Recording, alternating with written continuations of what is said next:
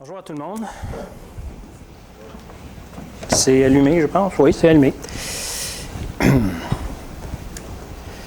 Merci d'être là. Vous êtes les bienvenus chez vous. Et on a été bénis la semaine passée par le message que Michel nous a amené. J'étais pas ici, vous avez peut-être remarqué, mais je l'ai écouté après. Et puis, on était en train de se reposer dans un chalet ici dans la région pour quelques jours, là, tu sais. Mais après une couple de jours, là, on envoie à la maison. C'est assez. Ouais, on a des amis qui ont un chalet pas loin, fait que... Voilà. Alors, aujourd'hui, Sainte-Seine, d'abord le message, et puis on va continuer. Je sais qu'on est au mois de décembre. Probablement la semaine prochaine, je vais aborder quelques messages de l'Avent, comme on dit, pour, même si on ne fête pas Noël comme d'habitude cette année, Noël a son importance pareille. Noël a sa place quand même. En fait, Noël, c'est pas les parties, hein? On dirait que tu marches bien tout d'un coup. Merci Seigneur. Content de te voir. C'est ça.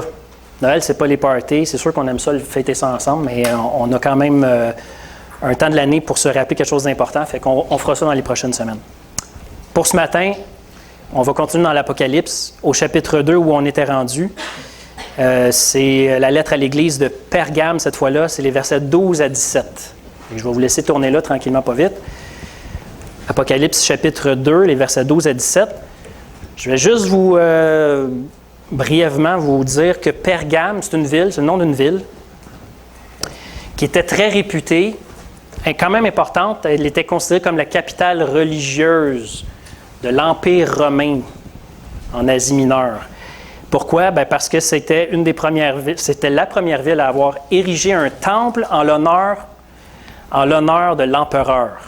On rendait un culte à l'empereur dans ce temps-là. J'ai oublié les dîmes et les offrandes. Vous pouvez faire ça pendant que les gens vont tourner dans l'Apocalypse, tout ça. Excusez-moi. Alors, c'est ça. C'était une ville quand même importante. Elle était protégée parce qu'elle vénérait l'Empire. Elle vénérait le système politique. Et elle était très connue aussi pour une autre chose. Je ne veux pas entrer dans les détails. On avait beaucoup de dieux dans la Grèce antique, mais il y en a un en particulier qui était le dieu de la guérison ou de la médecine. Et il y avait un temple important là, dans cette ville-là aussi. Fait qu'elle était très populaire, parce qu'elle très protégée, comme je le disais, parce que cette ville était en faveur de l'empereur et elle promettait santé et longévité à ceux qui venaient chez elle et ceux qui consultaient les oracles de ce dieu-là. Mais le problème, c'est que tous ceux qui remettaient en question cette culture-là, et en particulier les chrétiens qui ne rendaient pas de culte à l'empereur et qui ne consultaient pas ce Dieu-là pour être guéris, bien ceux-là, souvent, s'attiraient le mépris du public. Et pas juste le mépris, des fois aussi des représailles. Et ça pouvait aller jusqu'à perdre ton emploi, là. Puis quand tu perds ton emploi, puis que tu ne peux plus aller même au marché parce que les gens ne veulent même pas te vendre parce que tu es un fauteur de troubles, puis que tu attires l'attention des autorités romaines ou peu importe, bien, regarde, là, ça devenait compliqué pour les chrétiens. Fait que je vais lire dans Apocalypse 2, au chapitre 2, oui, versets 12 à 17. Et je vais vous donner le texte qui est là. C'est dans la NBS. À l'ange de l'église de Pergame, écrit: « Voici ce que dit celui qui a l'épée acérée à deux tranchants. Je connais tes œuvres et le lieu où tu habites. C'est là que se trouve le trône de Satan. Tu es attaché à mon nom et tu n'as pas renié ma foi. Même au jour où Antipas, mon témoin fidèle, a été tué chez vous, là où Satan habite. Cependant, j'ai contre toi quelque chose. Tu as chez toi des gens attachés à l'enseignement de Balaam, qui enseignait à Balak comment causer la chute des Israélites en les incitant à manger des viandes sacrifiées aux idoles et à se prostituer. De même, tu as, toi aussi, des gens qui sont pareillement attachés à l'enseignement des nicolaïte, que je déteste. Change donc radicalement. Sinon, je viens à toi bientôt et je leur ferai la guerre avec l'épée de ma bouche. Que celui qui a des oreilles entende ce que l'Esprit dit aux églises. Au vainqueur, je donnerai de la manne cachée et je donnerai un caillou blanc. Sur ce caillou est écrit un nom nouveau que personne ne connaît, sinon celui qui le reçoit. Moi, Seigneur, je veux te demander, c'est pas simple, puis en même temps, en voulant trop simplifier les choses, des fois, on se prive de ce qui est important. Mais malgré tout, je te demande, Seigneur, de t'adresser à ton Église ce matin, parce que tu es ici, et tu te sers de la vérité pour nous conduire dans la liberté à laquelle nous sommes appelés. Et à moins, Seigneur, que tu illumines cette parole dans nos cœurs, on va rester dans l'ignorance ou pire, dans le mensonge. Alors, je te prie de faire ce que tu as promis, le miracle du renouvellement de l'intelligence, de nous conduire dans ta volonté, afin qu'on puisse aussi entrer dans tes œuvres. C'est notre prière, Seigneur, en Église, on a besoin de toi. Sans toi, on ne peut rien faire. Au nom de Jésus, amen. Est-ce qu'il vous est déjà arrivé de vouloir donner un coup de pouce au Seigneur? Pour l'aider, aider Dieu, oui, j'ai dit ça, l'aider à répondre à votre requête de prière. Surtout parce que là, ça presse. Puis là, vous voyez une opportunité passer, et vous dites, bien, regarde, Seigneur, c'est ça là, que j'attendais. Ça vous est-tu déjà arrivé? Oui? Ouais. Moi, ça m'arrive souvent d'y penser, et pas juste d'y penser, je l'ai fait. J'ai donné des coups de pouce au Seigneur. Assez régulièrement dans ma vie. Et assez récemment d'ailleurs aussi, je vais juste vous raconter, je m'expose ce matin, brièvement, pour vous raconter un petit coup de pouce que j'ai donné au Seigneur. Il y a de ça peut-être 2 ans, à peu près, quand il a été question que je sois peut-être engagé à temps partiel à Laval, à l'église de Laval. Vous vous rappelez peut-être de ça, certains d'entre vous. Moi, je travaillais à l'hôpital. Et là, il y avait une opportunité qui se présentait pour travailler à temps partiel à l'église de Laval. Et à un moment donné, qu'on était là-bas, je ne me souviens plus dans quelles circonstances, j'entends parler, parce que pour ceux qui ne le savent pas, à l'église de Laval, il y a aussi une école primaire chrétienne qui est gérée par l'église de Laval. Fait qu'on est là-bas, puis ça s'en venait, puis tout ça. J'étais un petit peu déçu, parce que j'aurais aimé ça, moi, travailler à temps plein pour l'église, mais bon. Et à un moment donné, j'entends une conversation avec les personnes qui sont au courant de ça, qui disent, il y a un poste qui va se libérer à l'école, la CRN, il y a un prof qui s'en va, puis on n'a pas personne pour remplacer, puis tout ça, puis en tout cas, quelques petits détails de même. Et là, en dedans de moi, je sens une pression comme, hey, mais ça pourrait être la solution pour combler le temps partiel, puis finalement avoir du temps plein, je serais à l'église, pas vraiment pour l'église, mais c'est pas grave, je serais là pareil, puis tout ça. Mais il y a une hésitation parce que j'ai pas l'impression que le Seigneur me montre cette porte-là. Mais c'est plus fort que moi. J'aborde la personne qui est capable de faire bouger les choses et je lui dis, hey, en passant, ça fait longtemps que j'aimerais ça enseigner, moi. Le cours ECR, parce que c'était le cours ECR qui devait être fait, puis le cours d'histoire. Puis, bon, je n'ai pas de formation là-dedans, mais j'ai déjà, tu sais, je suis capable d'enseigner, puis je suis capable de suivre un programme, puis tout ça. Ah! Et finalement, de fil en aiguille, j'ai poussé un petit peu la note, et c'est arrivé. C'est ça qui est arrivé. Et savez-vous quoi?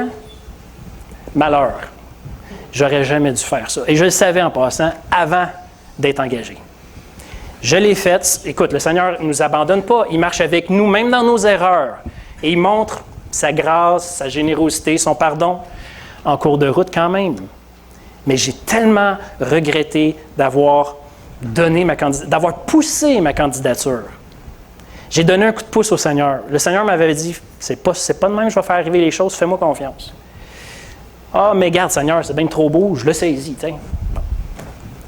Fait que là, dans ce temps-là, qu'est-ce qui arrive? On se prive de connaître le Seigneur, comment lui aurait fait arriver les choses, puis ça aurait été bien mieux, moins souffrant, en tout cas. Dans notre monde, le mal le plus dangereux, ce n'est pas celui qui est facile à identifier autour de nous. C'est celui qui s'infiltre ou qui passe par la porte d'en arrière, tranquillement, qui rentre chez vous, qui nous aveugle en nous séduisant et qui finalement prend le contrôle dans nos cœurs, dans nos pensées, dans notre volonté. Comment est-ce qu'il vient triompher ce mal-là? Pas en nous incitant au mal. Comme je viens de le dire, il nous trompe en nous proposant de prendre en main ce qui nous semble meilleur pour notre cause personnelle. Alors, ça c'est fort. Et on peut marcher avec le Seigneur quand même, là. Ça arrive à n'importe qui. Mais alors la question se pose, comment découvrir la volonté du Seigneur dans un monde qui nous impose autant de facilité, de la sécurité, qui est rempli de bonnes solutions pour nos problèmes? Pas évident de chercher, de trouver la volonté de Dieu quand le monde offre plein de des bonnes solutions. Alors comment on fait? Bien, l'Esprit nous le dit. L'Esprit va nous montrer ça aujourd'hui dans la lecture qu'on fait avec 3 leçons essentielles. Pour découvrir le secours et la volonté de Dieu, il faut s'attacher fidèlement à l'Évangile de Jésus, c'est clair. Mais il faut se détacher radicalement de l'emprise du mal dans nos cœurs.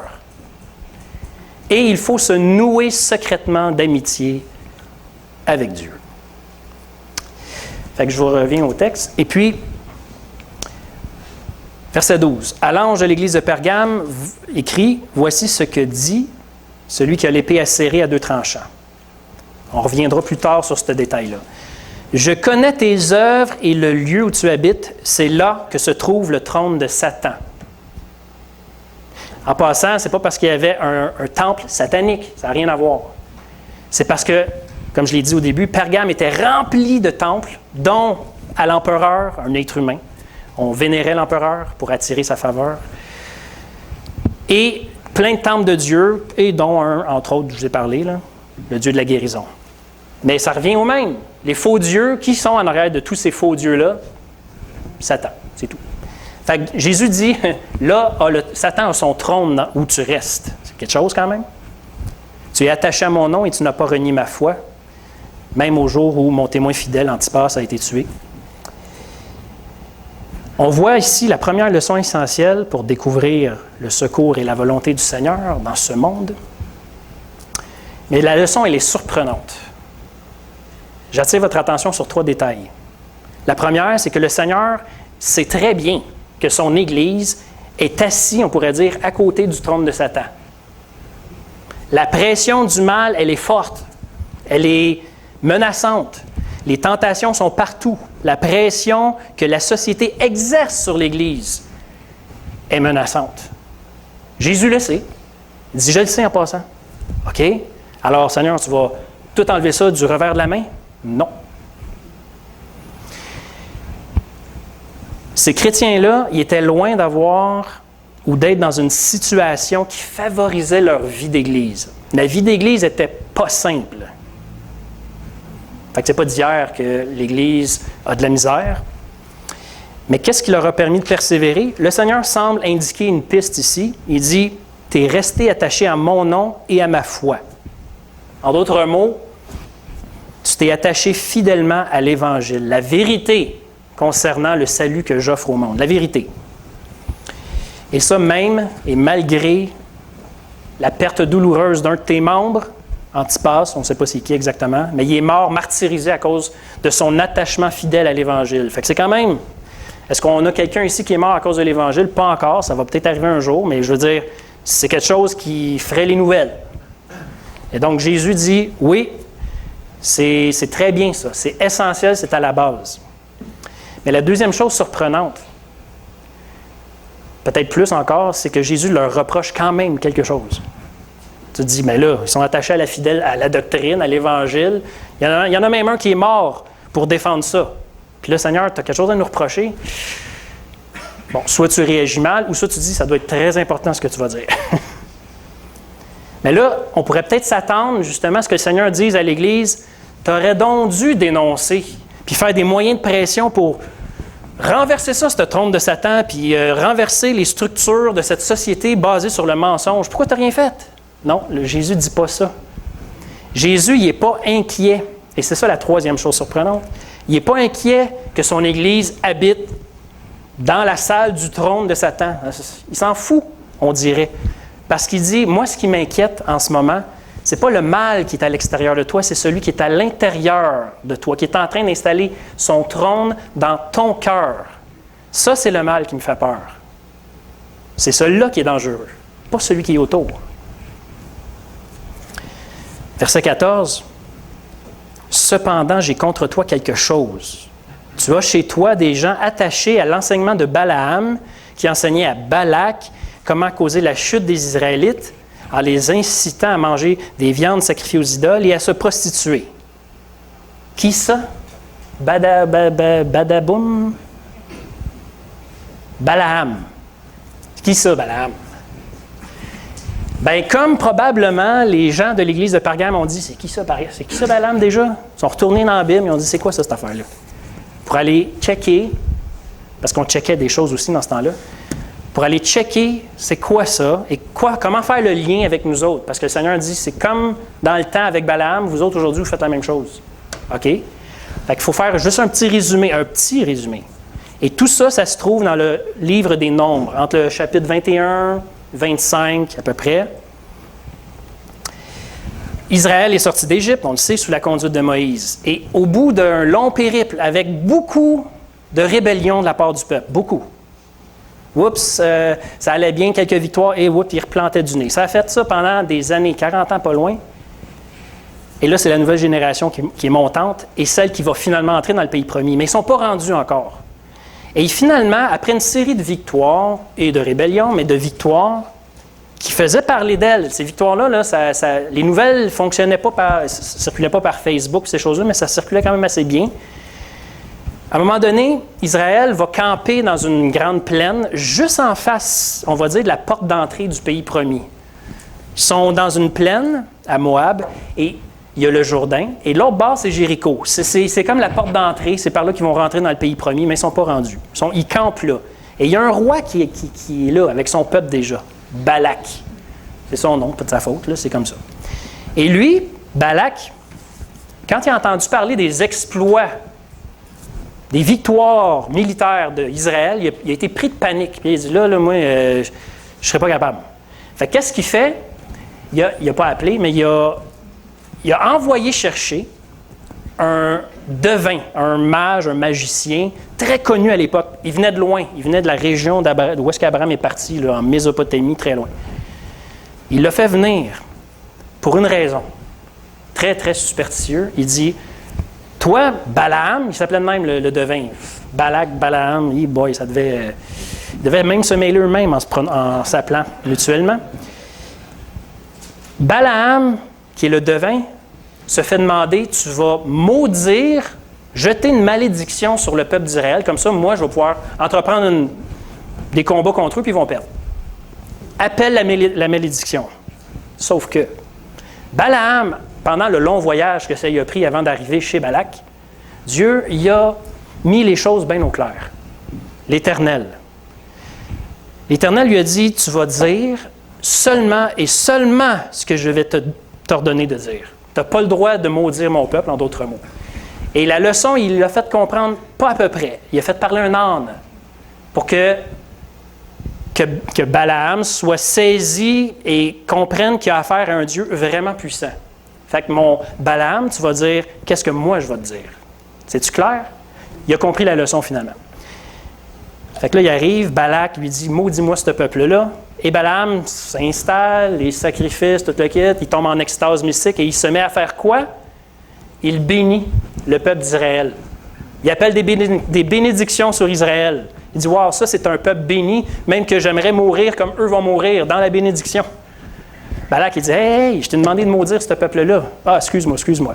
Mais je t'avais averti que probablement que Dieu me demanderait de faire ça, fait que je le fais, tu sais. Balak, il dit, recommence-moi ça, là. Tu es capable de faire mieux que ça, je te promets plein de trésors, puis ah ouais. Fait qu'il recommence. Qu'est-ce qu'il fait encore une deuxième fois? Il se met à bénir le peuple d'Israël. Là, Balak, il dit, écoute, si tu n'es pas capable de les maudire, au moins bénis-les pas. Ah ouais, mais tu sais, je t'avais dit que 3 fois de même. Puis là, 3e fois, qu'est-ce qu'il fait? Bénit encore le peuple d'Israël. Et c'est spécial parce que et ça, c'est intéressant, on pourra en reparler jeudi, mais Dieu protège son peuple. Il le couvre. Il dit, il n'y a pas de péché dans ce peuple-là. Pas de péché dans ce peuple. Dieu défend son peuple. Il lui dit, ça, je ne vois même pas d'iniquité en eux. Puis là quand tu lis Nombre et que tu t'es rendu jusqu'à ce chapitre-là, tu as juste vu Israël toujours se rebeller contre Dieu. Dieu, de l'extérieur, couvre son peuple. C'est incroyable. Il n'y a personne qui touche à mon peuple. Fait que là, quand Balaam il a bien vu que ça ne servait à rien de... Balak est en train de pogner les nerfs, le roi. Fait que Balaam, il dit, écoute bien, je vais arrêter de demander conseil à Dieu. Je vais te donner un conseil, moi. Je ne peux pas faire venir la malédiction sur ce peuple-là. Dieu le protège. Mais je sais comment attirer la colère de son Dieu sur lui, Balaam. Tu vas infiltrer quelque chose à l'intérieur, pas de l'extérieur, à l'intérieur. Incite-les à venir ou à participer au culte idolâtre avec les femmes moabites, où est-ce qu'il y avait de la prostitution sacrée et tout ça. Quelques-uns ont cédé à ça, à cette tentation-là, et ça a contaminé le peuple. Et Dieu, effectivement, est obligé de châtier son peuple, de le corriger très sévèrement. C'est de ça qu'on parle ici. La doctrine de Balaam, c'est le petit compromis par en dedans, pas dehors, par en dedans, qui se répand comme des couleuvres dans l'Église et qui finit par mordre tout le monde. On dit que sur un navire de guerre, il suffit d'une cuillère d'huile à moteur pour contaminer toute la réserve d'eau de l'équipage. Une cuillère d'huile. Et là, le Seigneur dit, effectivement, il y a des gens chez toi, Église de Pergame, là on est revenu à Pergame, il y a des gens chez toi qui font semblable. Les Nicolaïtes, on ne sait rien sur les Nicolaïtes. Sauf que le Seigneur dit, Nicolaïte, Balaam, pas mal pareil, je déteste. OK. Mais le Seigneur ne laisse pas son Église sans lui prescrire un remède, qui est notre deuxième leçon essentielle pour découvrir le secours et la volonté de Dieu. Verset 16. Attention. Change donc radicalement. Sinon, je viens à toi bientôt et je leur ferai la guerre avec l'épée de ma bouche. Bang. C'est simple, très simple, mais c'est tranchant, comme une épée. Changer radicalement. Dans vos versions, c'est peut-être se repentir. On parle de quoi quand on dit ça? Une séparation, un détachement. Il faut quitter une habitude bien ancrée. Et comment on fait ça? Premièrement, aucune négociation possible? Non, aucune négociation possible. Ça ne fonctionne pas quand on veut y aller graduellement. Quand on veut délaisser juste un petit morceau à la fois du péché, ça ne marche pas.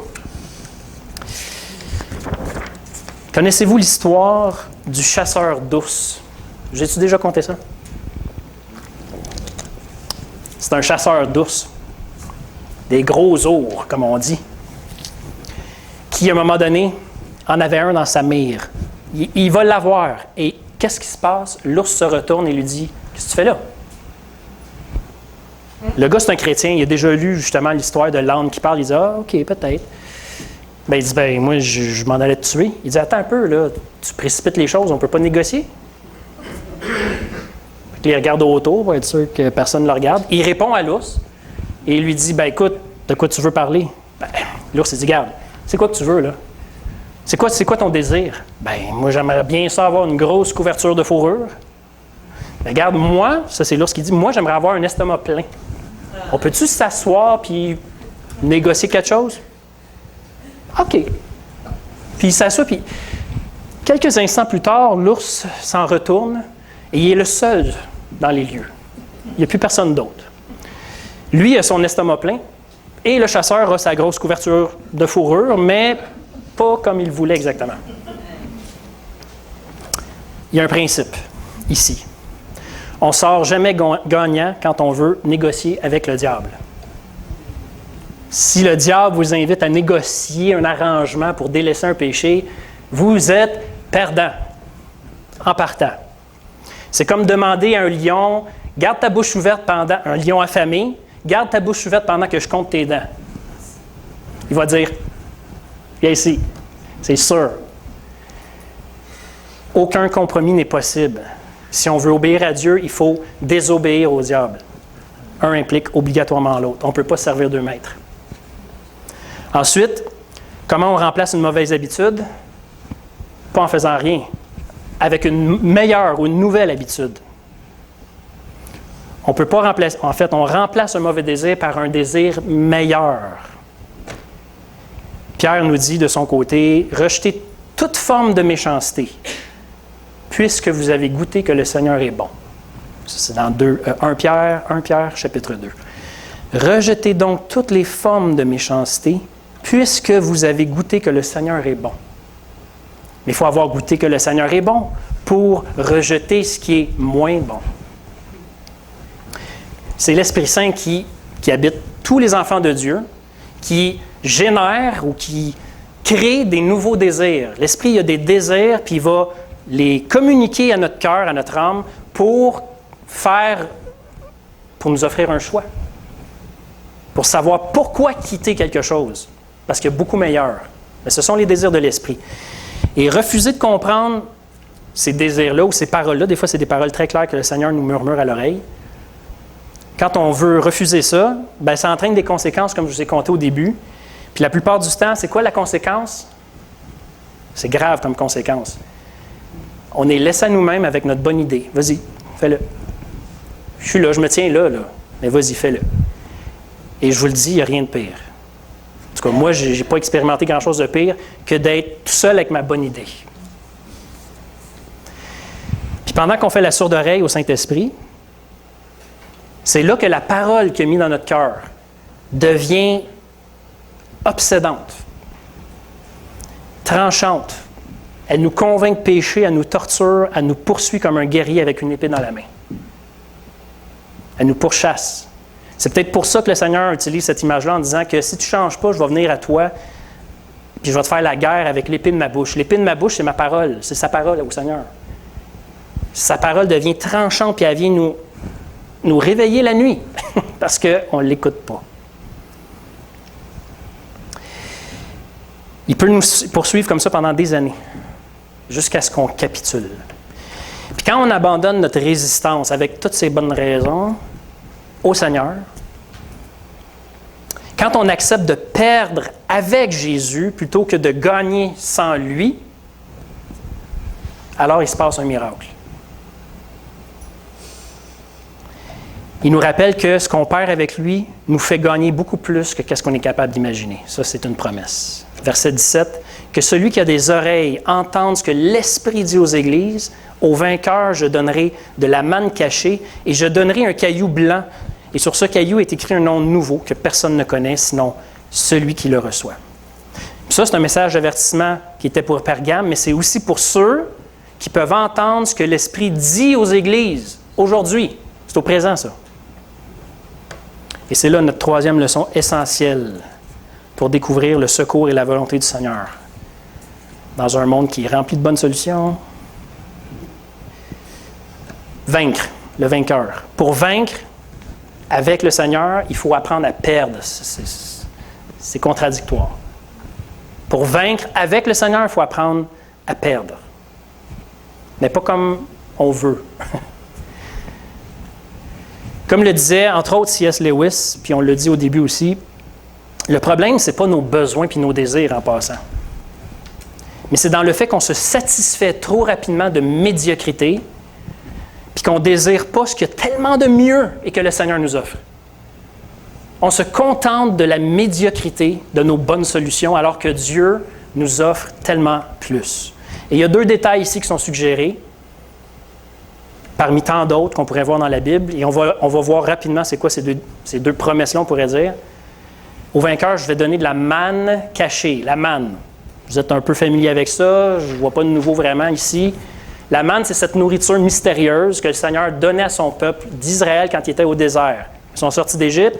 Ils ont chialé parce qu'il n'y avait plus les oignons, plus de viande, plus rien. Ils ont dit, on a faim, on a soif. Bon, il y a eu l'eau. Et pour la bouffe, d'abord, il leur a donné de la manne. C'était une espèce de... C'est bizarre. mystérieux, ça tombait du ciel à tous les matins. Ça ressemblait à de la graine de coriandre, de la façon qu'ils disent, mais ça avait le goût d'un gâteau au miel. Et il y en avait suffisamment pour leurs besoins de la journée, c'est tout. Ça fondait, je pense, en quelque part dans la journée. Et il fallait qu'ils attendent le lendemain une autre livraison.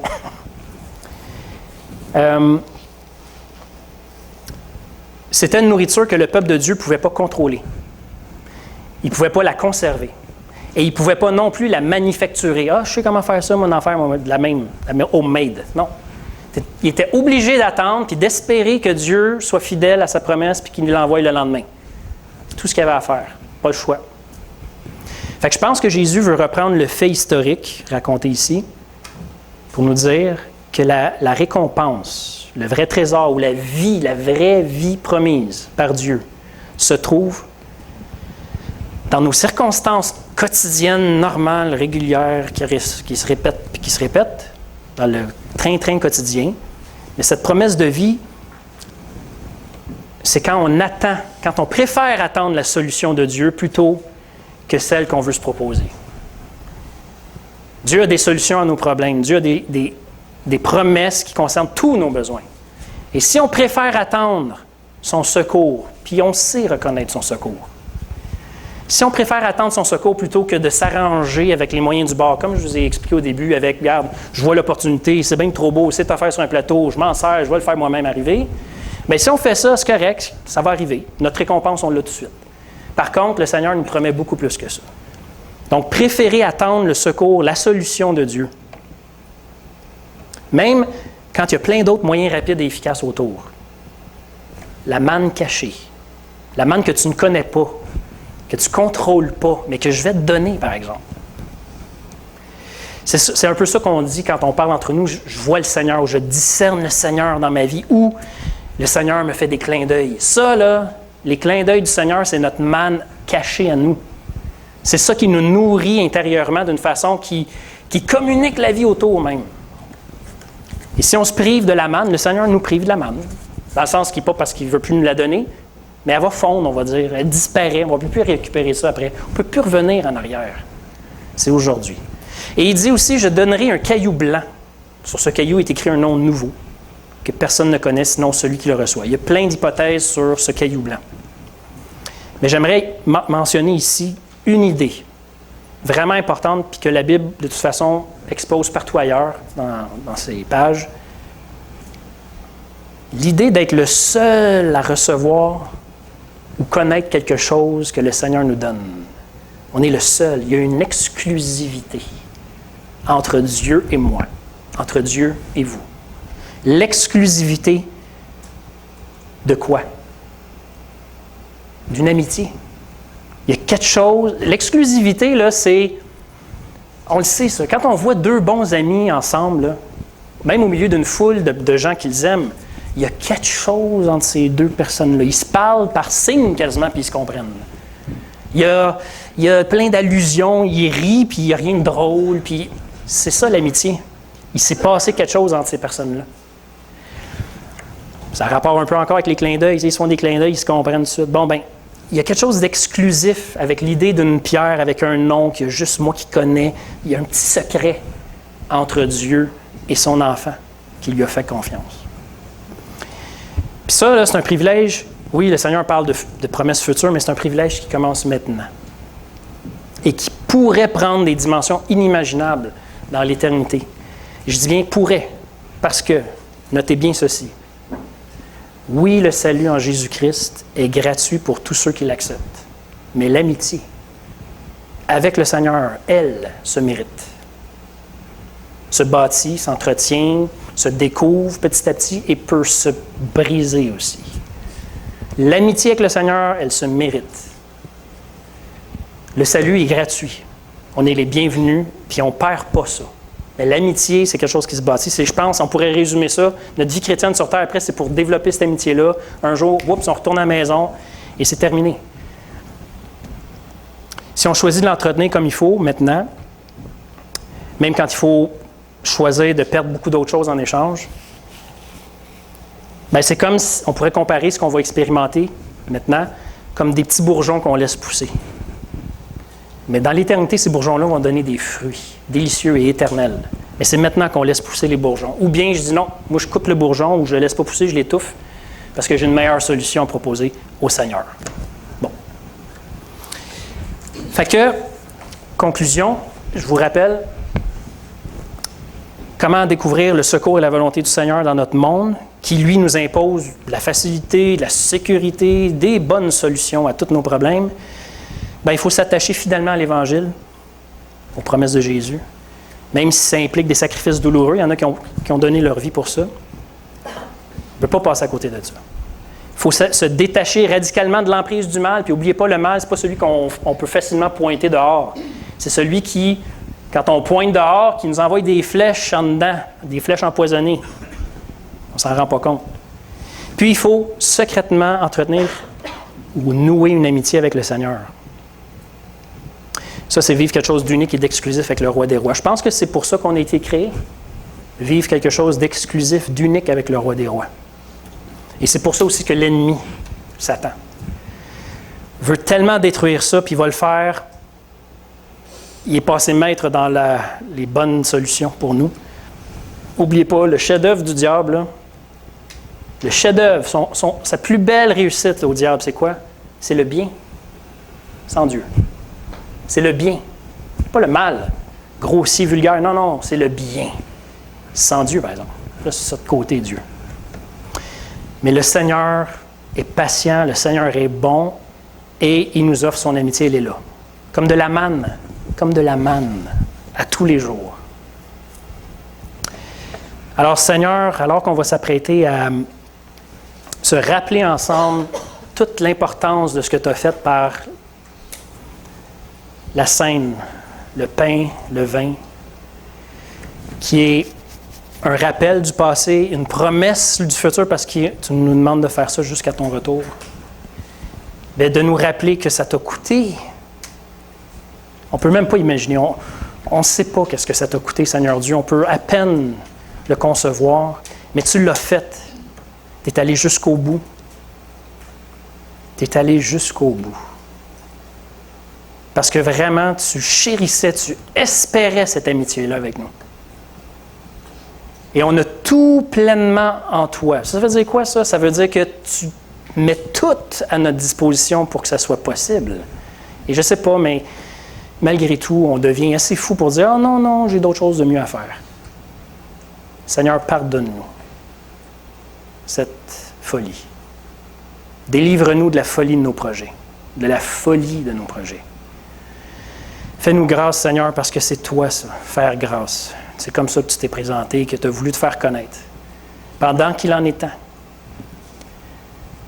Purifie-nous de toute iniquité. Fais-nous entrer, Seigneur Dieu, humblement en ta présence pour que, enfin, qu'on se laisse transformer de plus en plus. Merci de toute cette patience et de tes promesses inimaginables. C'est au point même, Seigneur, que pas juste nos ennemis, nous autres aussi, des fois, on se dit « Mais ouais, on sait bien que trop beau pour être vrai, ça. » Et pourtant, Jésus-Christ est vraiment venu, il t'a vraiment dit, il t'a vraiment fait tout ce que tu as fait, qui confirme que ces promesses sont authentiques. Alors, Seigneur, fais-nous grâce, encore une fois. Puis, merci. On va distribuer le pain et le vin pour tous ceux qui appartiennent au Seigneur. J'ai choisi une lecture plus inhabituelle, disons, pour ça, mais qui fait un lien avec le message d'aujourd'hui. Oui, c'est ça. Dans l'Épître aux Corinthiens, la première, il y a...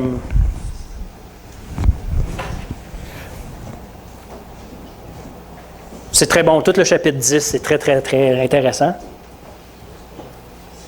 Puis il contient une promesse qu'on cite très souvent, à savoir qu'on n'est jamais tenté au-delà de nos forces. Mais il y a tout un contexte intéressant qu'on ne lira pas. C'est à partir du verset 16. Je vais attendre un instant. Je vais lire ceci, 1 Corinthiens 10, verset 16 à 24.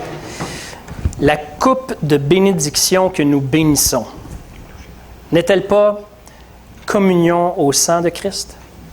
Le pain que nous rompons, n'est-il pas la communion au corps de Christ? Puisqu'il y a un seul pain, nous qui sommes plusieurs, nous formons un seul corps, car nous participons tous à un même pain. Ce qu'on se rappelle en faisant ça, le pain représente le corps de Christ, son corps physique, qui a vraiment été brisé à cause de nos péchés. Et puis la coupe, elle, représente son sang versé qui montre ou qui rappelle qu'il est allé jusqu'au bout pour nous faire la preuve, en quelque sorte, de ce que Dieu avait promis et qu'il nous aimait vraiment. Ce pain est brisé, là. On l'a brisé préalablement. Il y en a, moi, je le fais comme ça, je le brise avant de le manger aussi pour me rappeler que j'ai brisé le corps du Seigneur, mais ça, vous n'êtes pas obligé de faire ça, ce n'est pas écrit dans la Bible. Mais on le brise et on la mange tous ensemble. On fait tout le même geste en même temps à peu près. Et qu'est-ce que ça fait, ça? C'est drôle. La façon que le texte veut nous orienter, c'est qu'en faisant ça, on réunit à nouveau le corps. On l'a brisé et là, on le réunit, on l'intègre à nous, à toute notre vie communautaire. Jésus qui est mort pour nous est vivant au milieu de nous aussi. Et c'est ça, en fait, le rôle de l'Église, c'est de montrer que Jésus est vivant encore aujourd'hui. Et ça implique beaucoup de choses, parce que si on représente le Seigneur vivant sur cette terre, bien justement, tous les petits compromis avec le péché, la division, le murmure, le chiolage, il y a bien des choses qu'il faut être sensible à ça. Parce qu'on représente vraiment le Seigneur ici, et on porte son nom. Et puis, ensuite, on va prendre la coupe, et ça dit au verset 18, « Voyez les Israélites selon la chair, donc le peuple de Dieu, national. Donc, ceux qui mangent les victimes ne sont-ils pas en communion avec l'autel? Que dis-je donc? Ouais. Que la viande sacrifiée aux idoles est quelque chose? Ou qu'une idole est quelque chose? Pas du tout. Je dis que ce qu'on sacrifie, on le sacrifie à des démons, et non à Dieu. Or, je ne veux pas que vous soyez en communion avec les démons. Vous ne pouvez pas boire la coupe du Seigneur et la coupe des démons. Vous ne pouvez pas participer à la table du Seigneur et à la table des démons. Voulons-nous provoquer la jalousie du Seigneur? Sommes-nous plus forts que lui? En d'autres mots,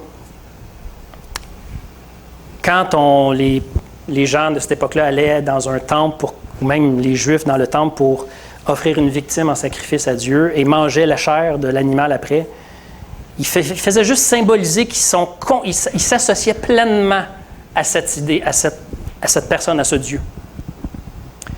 Ce qu'on fait là, ce matin, c'est qu'on dit, on pourrait presque dire, on jure qu'on appartient au Seigneur et que ça ne nous laisse pas indifférents.